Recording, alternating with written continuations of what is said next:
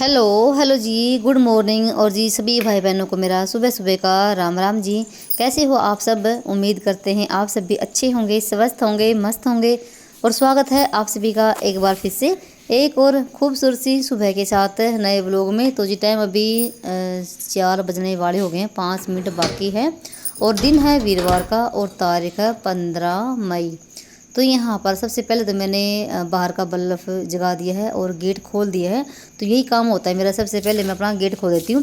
क्योंकि सुबह सुबह अगर आप उठ रहे हो ना तो गेट खोल दीजिए, क्योंकि इसी टाइम ये टाइम ना ब्रह्म मुहूर्त का होता है। और बोलते हैं ना कि ब्रह्म मुहूर्त में देवी देवता भ्रमण करते हैं। बस सुबह सुबह अपना गेट खोल दिया है मैंने। और उसके बाद जो मैं रात को ना रसोई में पानी भर के रखती हूँ वो डाल दिया अपने गेट पे। तो ये पानी जाता है अपने पितृ देवताओं को। तो ये पानी डालना बहुत ही ज़रूरी होता है, चाहे आप थोड़ा से भले ही आप छींटा है क्यों दे दीजिए, तो डालना ज़रूरी होता है। उसके बाद अपना ब्रश किया है और ठंडे ठंडे पानी में आंखों में छिड़के मारे हैं और मुंह धोया है। जब तक मुंह धोगे और आंखों में छिड़के नहीं मारोगे ना, तब तक आपकी नींद भी टूटेगी और ना ही आँख खुलेगी। ऐसा लगेगा कि सो जाओ फिर से। क्योंकि सुबह के टाइम आलस बहुत ज़्यादा आता है, नींद इतनी प्यारी आती है, उठने का मन नहीं करता, तो इसी को आलस बोलते हैं। और सुबह के टाइम इतना मूल्यवान होता है ना, बहुत ज़्यादा बड़ा, बहुत ही पॉजिटिव भरा होता है। ऑक्सीजन भी फ्रेश होती है, बिल्कुल शांति होती है चारों तरफ से। और सुबह के टाइम ना जो भी आप पॉजिटिव सोचोगे ना, तो वही उसी का वैसा ही आपके ऊपर असर भी दिखाई देगा। तो जो भी आपको काम करना है तो आप ना एक दिन पहले उसकी लिस्ट बना लीजिए और सुबह सुबह उस काम को आप करिए।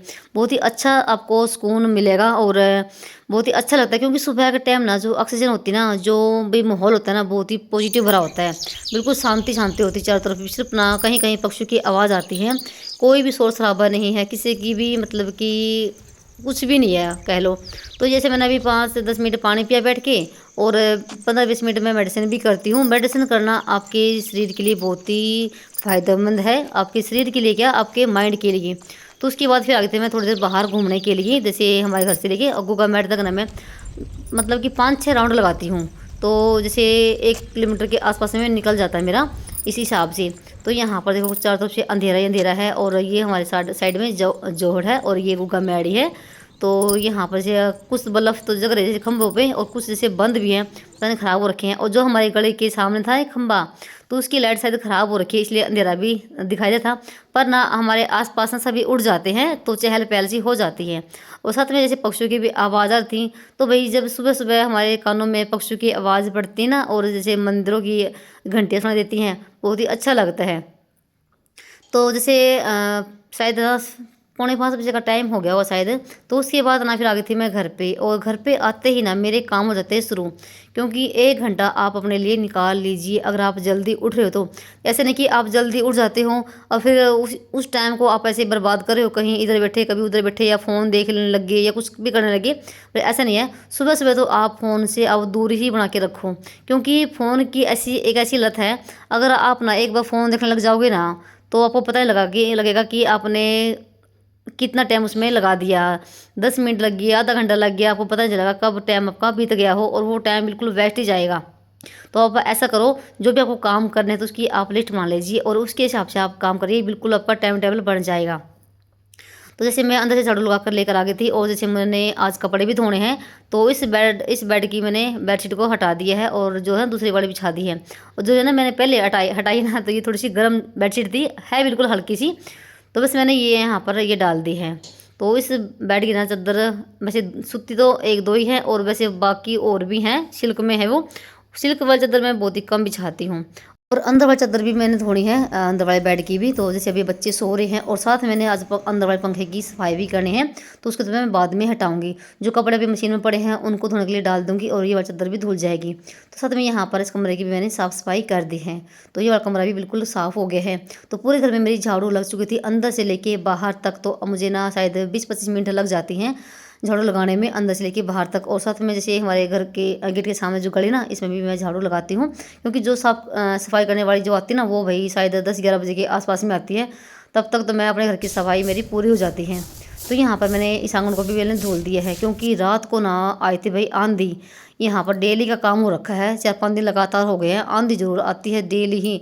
चाहे आओ 9 बजे, चाहे आओ 10 बजे, फिर आनी जरूर है। तो जैसे शाम की जैसे मैं साफ़ सफाई करती हूँ ना, शाम की सफाई करने के बाद ना 5-6 बजे के बाद ना बहुत तेज़ बड़ी आंधी आ रही है और बारिश तो आया भी कई दिन हो गए हैं। और उसके बाद फिर मैंने थोड़ी देर के लिए गेट खोल दिया था और बाहर तक मैंने धुल दिया है और टाइम भी ना 5:15 बजने वाले हो गए हैं। तो आधा काम तो मेरा हो गया है धोने का तो, और पोछा वगैरह तो मैं लगाऊंगी आज बाद में। तो उसके बाद ना जो थे ना ये गैस और काउंटर को मैं लगी थी फिर से साफ़ करने के लिए।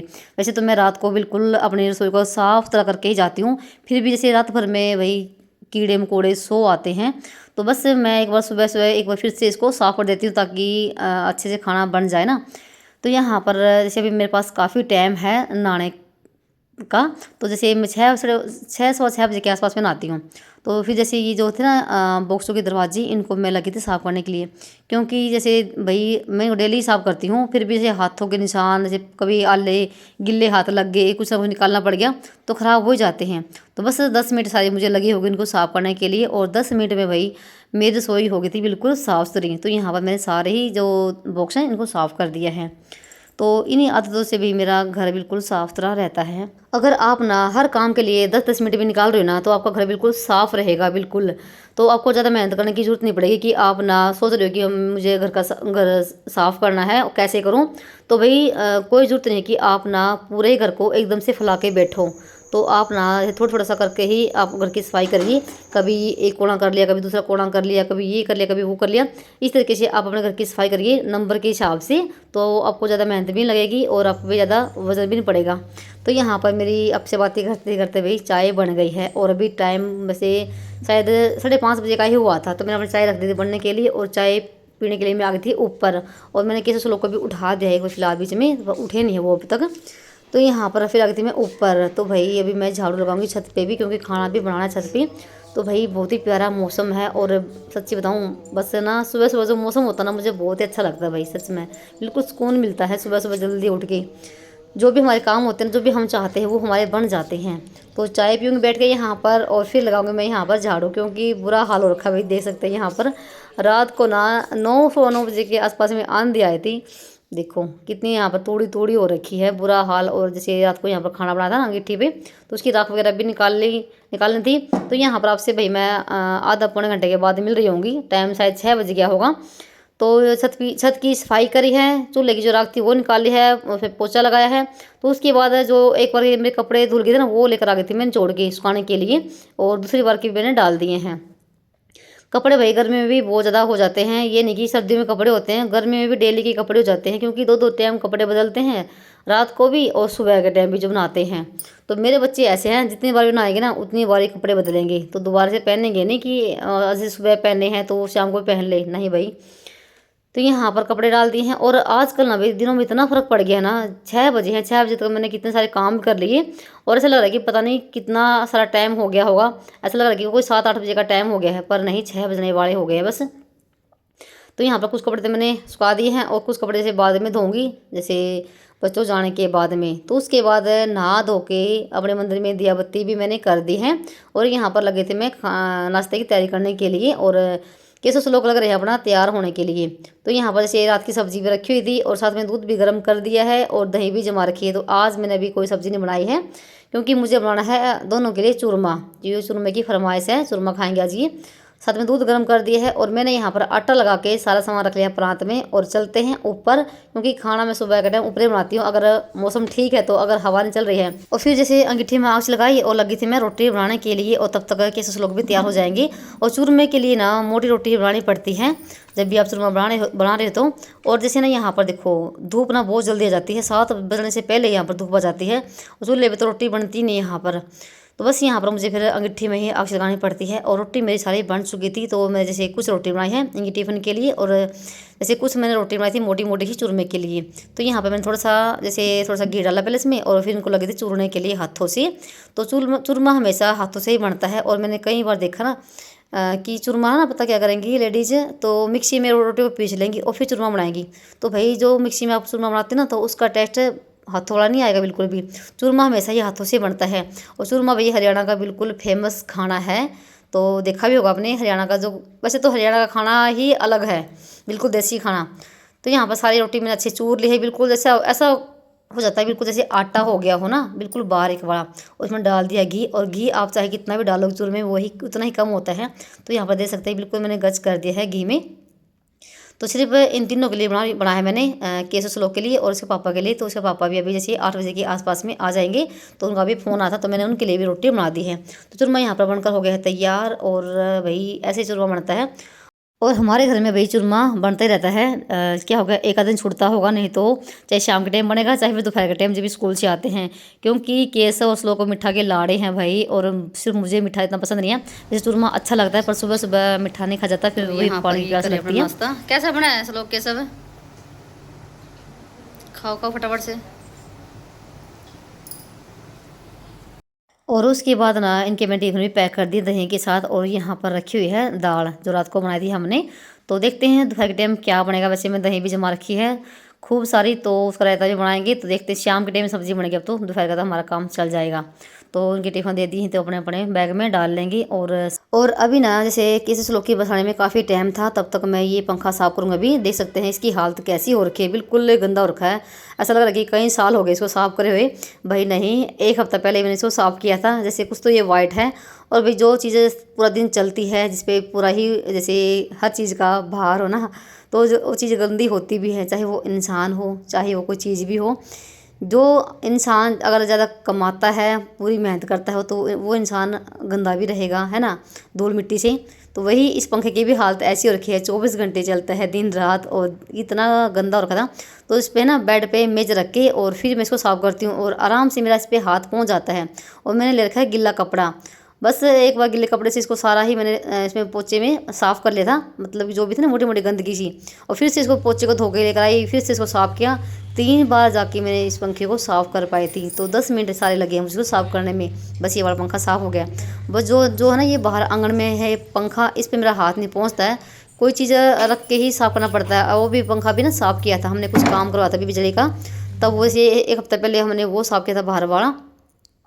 तब उसके बाद बस पंखा भी मेरा साफ़ हो गया है। और उसके बाद ये चादर भी मैंने यहाँ से हटानी है भी, क्योंकि ये मशीन में डालनी है, धोनी ही है। तो देख सकते हैं यहाँ पर अभी ये कैसे घूम रहे हैं। और सच्ची भाई बहुत ज़्यादा दिनों में फ़र्क पड़ रहा है। ऐसा लग रहा है कि पता नहीं कितना टाइम हो गया होगा। और आगे आगे जैसे ना जून जुलाई में शायद इनके टाइम भी बदल जाएंगे स्कूल के। जैसे 7:30 बजे इनकी बस आया करेगी, तो जैसे अभी तो 8 बजे आती हैं, क्योंकि बहुत ज़्यादा गर्मी भी पड़ने शुरू हो गई है। और छुट्टी पर जल्दी होया करेगी इनकी 1 बजे के आसपास में। बस यहाँ पर मैंने बेडशीट को बिछा दी यहाँ पर, और बेड को बिल्कुल सेट कर दिया है। तो जो भी थोड़ी बहुत मेरी डस्टिंग है, साफ़ करना है मुझे, वो मैं यहाँ पर कर रही हूँ साफ़। और अभी लगाऊंगी पोछा। पोछा लगाना भी मेरा बाकी है। तो अभी तक देखो यहीं पर घूम रहे हैं, क्योंकि अभी भी 10 मिनट बाकी है।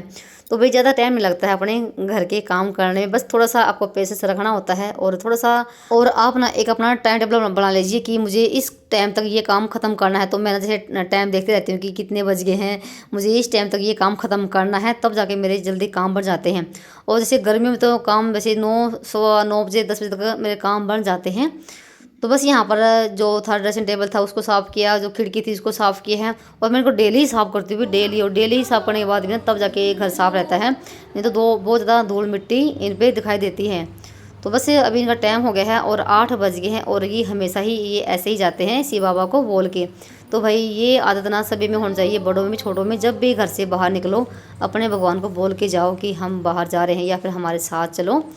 तो जैसे हम अपने बड़े बुजुर्ग हो जाते हैं ना, बोल के कि मैं जा रहा हूँ, मैं आ गया, तो भाई ये भी हमारा वेट करते हैं भगवान भी।